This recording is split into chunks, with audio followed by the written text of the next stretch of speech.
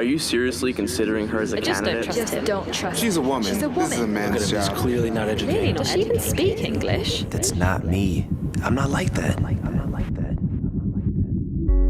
You call it an honest mistake. Science calls it a blind spot. Our unconscious mind is a mysterious and powerful thing. It makes 90% of our decisions without us even knowing it.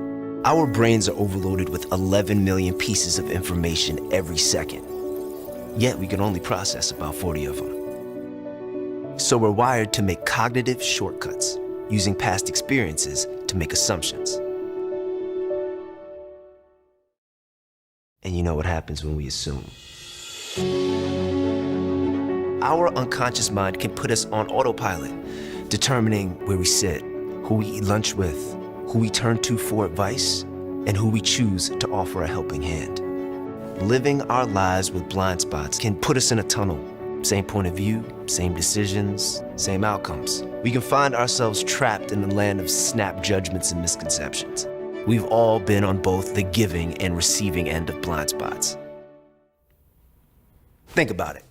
Who's talented? Who's able? Who can I trust? Who belongs? We've all been there. Blind spots are part of the human condition. Our choices have consequences for us and the people we interact with. By accepting that blind spots exist, we can stop. Imagine what possibilities exist if we could do it all over again. Different perspectives, inclusive relationships, diverse networks, better outcomes, seeing people for who they really are. People like you, with unlimited potential. We all have blind spots. Once you accept that you have them, you can choose to do something about it. It's time to check your blind spots and focus on what's possible.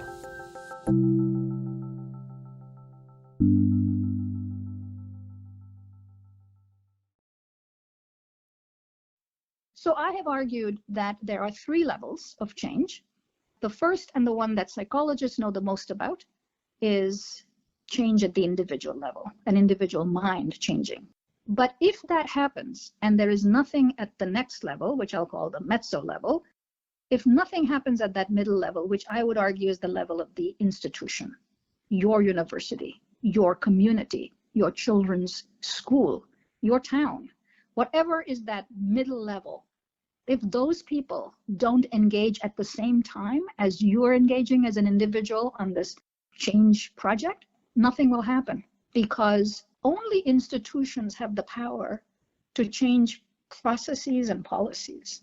And I'm going to argue that unless you've got the organization doing its bit based on the same data about implicit bias, it will not change. But you put these two together, and I think you would see fast change, massive change. And of course, these are the only things that are under our control. The third is what we're going through. Something happens at the level of a society. A society sits quietly and just, sucks it up. And then there is a little break and a little revolution happens. And when that lines up with individual change and institutional change, I think you cannot be in a better moment, because as you are doing your individual change and as your organizations are changing at the level of the institution, and your society is changing the names of a sports team or removing a statue and so on, then all these three are moving in a single direction. And I think that's what happened for sexuality attitudes. We've seen that we can make change if we do it at all three levels, or at least I have a model for why I think anti-gay bias can be our model, because we have made it work. And not many societies and many times can point to evidence of the kind we have and say, look, it happened here. Why? Why did it happen? And why can't it happen elsewhere?